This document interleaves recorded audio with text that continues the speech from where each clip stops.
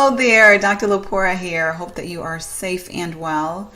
The question, the inquiry I often get is exactly how much of a scope of diversity and equity and inclusion should an organization take on at a time?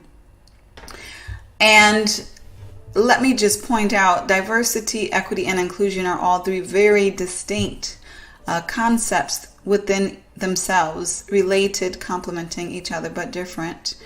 And of course, that could be a masterclass in itself. That being said, the answer is it depends. And there are various factors that goes into that, and we're going to talk about that today.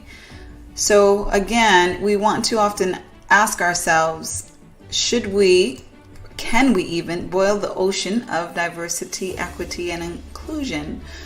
When we know that there is a good thing, we want it immediately. It makes good business sense. It's good for our customers, good for our organization. And so when we know that it's a good thing, we tend to want it all immediately. And so the answer to that is yes, we can boil the ocean, but not all at once. And yes, that may sound somewhat contradictory or like an oxymoron, but the fact of the matter is that diversity, equity, and inclusion are concepts, are goals that are so important that you want to keep a line of sight of those even aspirational goals at all times within your organization. So in that sense, you want to keep your line of sight on that ocean, so to speak, on that entirety of potential opportunity, while biting one chunk at a time.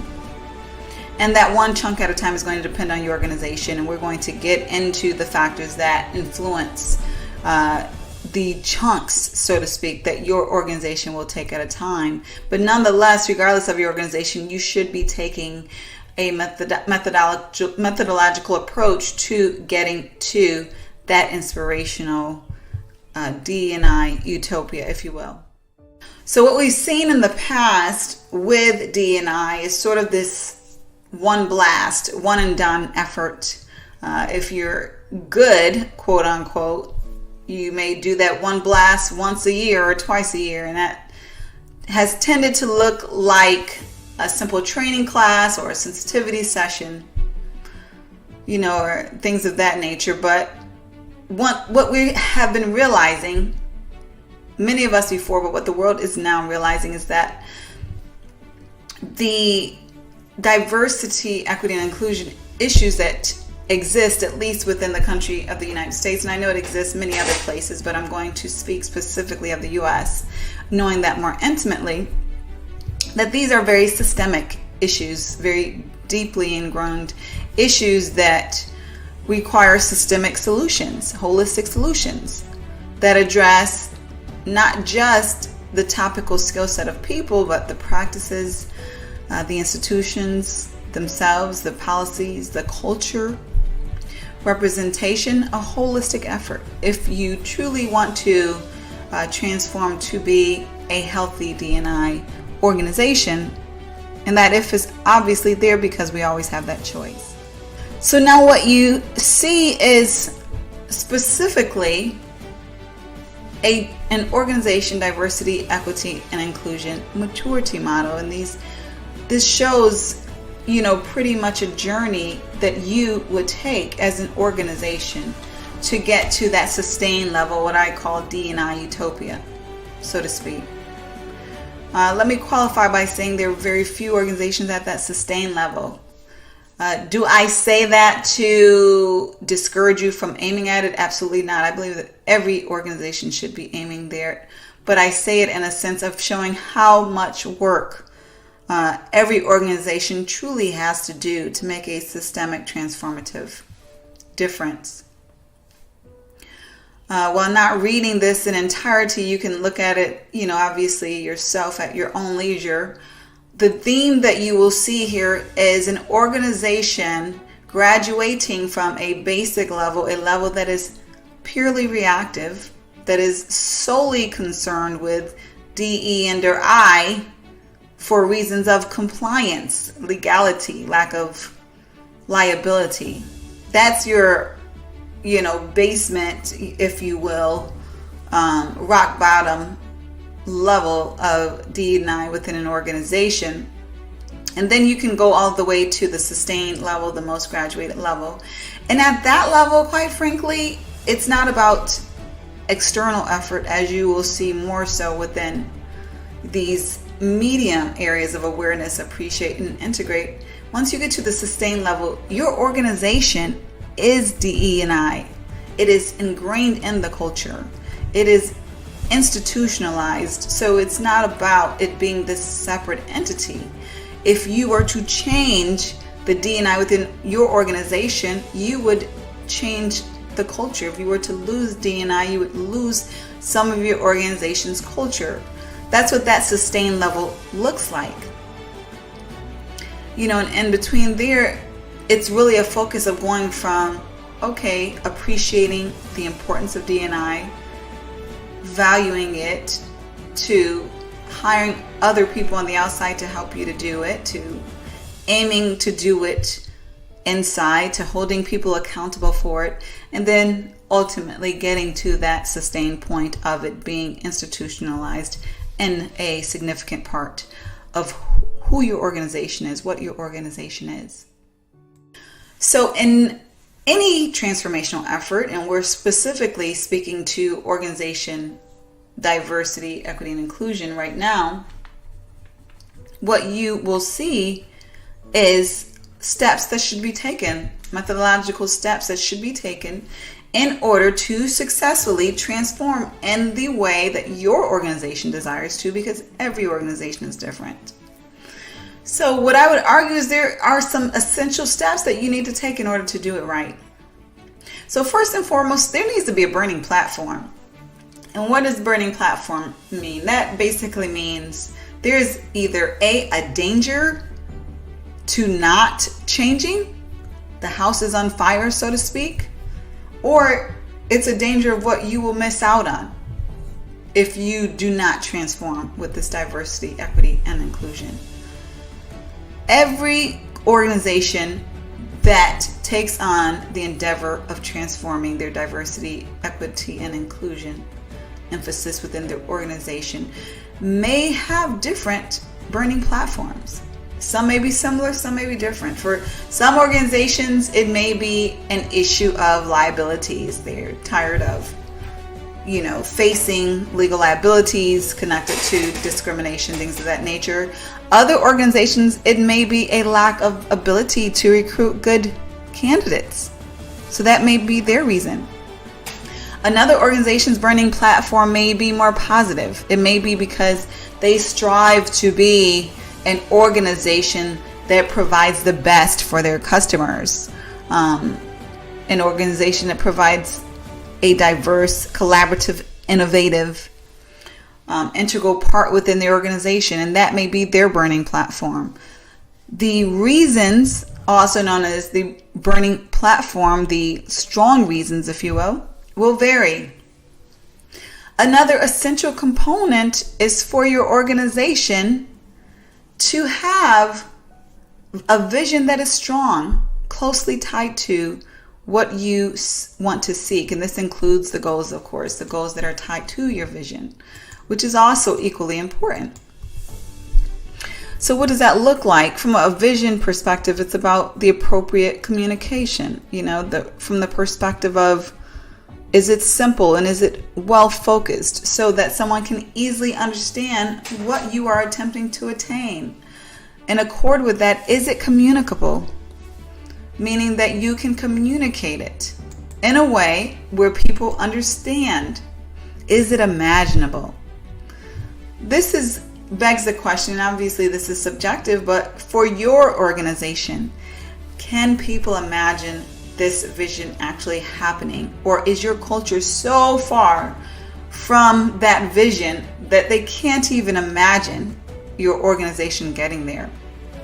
Very importantly, is it desirable? Is the vision desirable? Meaning, do you have enough of the right stakeholders? And you would know what the right stakeholders are, people who have influence within the organization, who are needed by the organization, who desire this vision, who desire to upgrade, if you will, your DE and or I efforts and feasibility. Is it shown to be doable?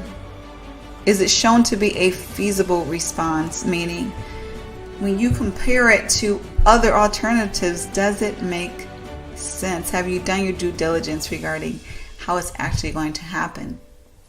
And then lastly, a very important one is flexibility, being flexible. Is your organization flexible enough now in the vision to take it on, while knowing a vision is not an implementation plan, but flexible enough to adapt in order to be successful in it? Because anytime we do something new, there are going to be unexpected occurrences. And when that happens, it's important for us to be flexible enough to pivot in order for what we seek to be successfully implemented. So we went into the importance of a burning platform, the importance of having a vision and what that good vision looks like and goals. And then there are your alternatives. Now, people will often argue if you truly have A as a goal, you don't want to talk about B and C because that discourages you from focusing on A. And what I would argue is that you do want to talk about B and C. Even if you ultimately are committed to A, you want to understand B and C because, for one, it will make your plan A better because you may include some elements of B and C with A. And secondly, you want to understand the skepticism that is within your organization. If there are people who have alternative suggestions, you want to understand their needs so that you can address them with whatever you commit to. And you want to understand them to manage resistance to change, which often comes when there are those desired alternatives. So that is a very important reason to address your alternatives. You want to ensure you have sponsors. That is another very important step in building your diversity, equity, and or inclusion transformation strategy.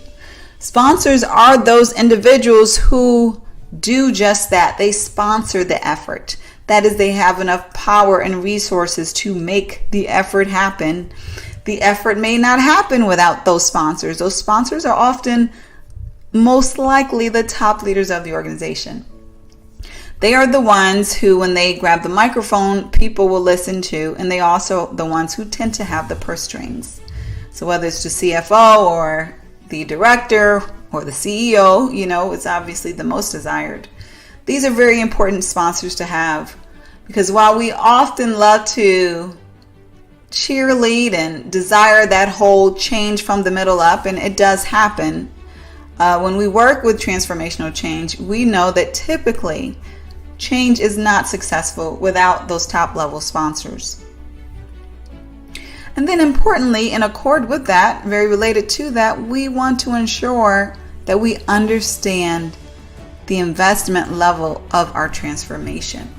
And investments is not just talking about money, which of course is a very important one, but it's also talking about the time investment, which oftentimes equals money, that is going to be required by different stakeholders. We're talking about the investment of people, not from just a staffing perspective, but from the perspective of if there are different desires and opinions, there is that people element, if you will, that can either go up with engagement and satisfaction, or it can go down.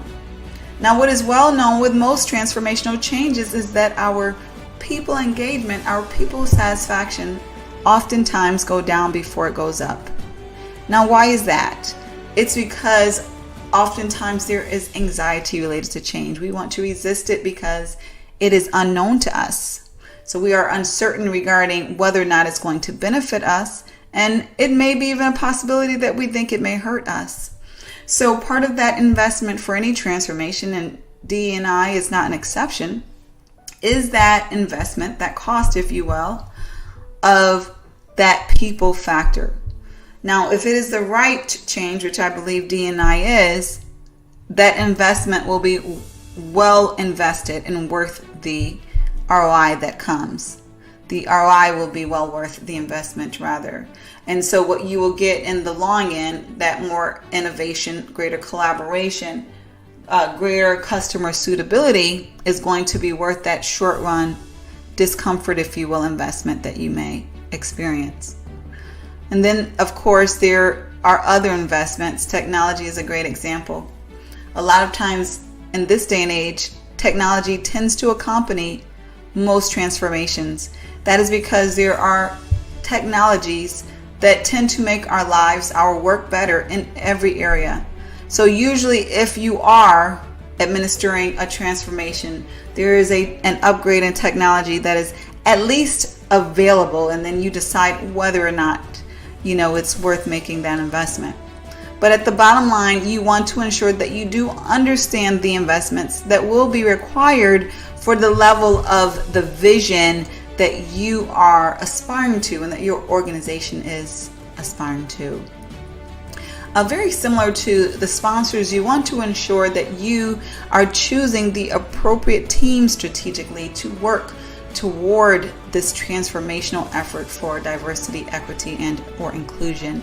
The team is consisting of people, of course, who are influential. They're subject matter experts, either in D and or I, as well as in other areas of the organization, because in order to institutionalize D and or I within these different areas of your organization, you need to have the subject matter experts of those respective areas engaged, whether that is marketing or IT, or if that is the overall business strategy area, human resources, of course.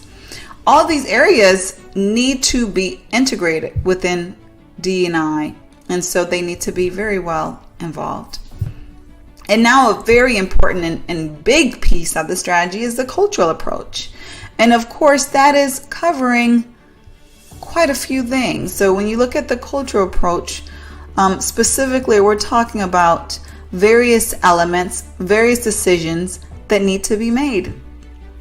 And so one of those decisions, as you can see here, is specifically about how you're going to roll out the transformation. And that is tied to who your organization is, which is tied to the culture, of course.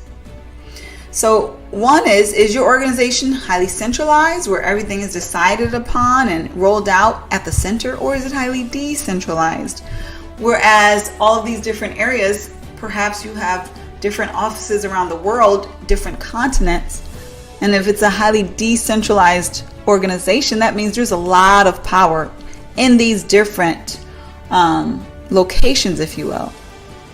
So given that, there's a lot more diplomacy that needs to take place, a lot more effort of alignment that needs to take place when you have a decentralized operation. Now, of course, there are significant benefits in a decentralized organization, but you do want to keep in mind that extra effort that is going to be tied to rolling out a transformation, because it will be not just one transformation, but it will be several transformations at all of these different hubs, if you will, that you have within your organization. Part of that cultural approach deals with whether your organization is hierarchical or consensus based. Is it an organization that has to decide together about everything, or does the leader just drive it down and then it's one and done? So that's going to be a very important component to consider. Is your organization one that is mature with change, whereas you can basically roll out the vision completely up front, or is it so immature with change and risk averse that you have to take more of a snowball effort, introducing little by little? These are things that you want to take in mind and consider as well, as part of what your culture is and how that approach ties to what you will be getting done. So one thing that is part of the cultural approach is the timing, right? So that's very closely tied to the cultural approach. And timing is different. As I mentioned about the change maturity of your organization, that is going to have a huge impact on what that timing looks like.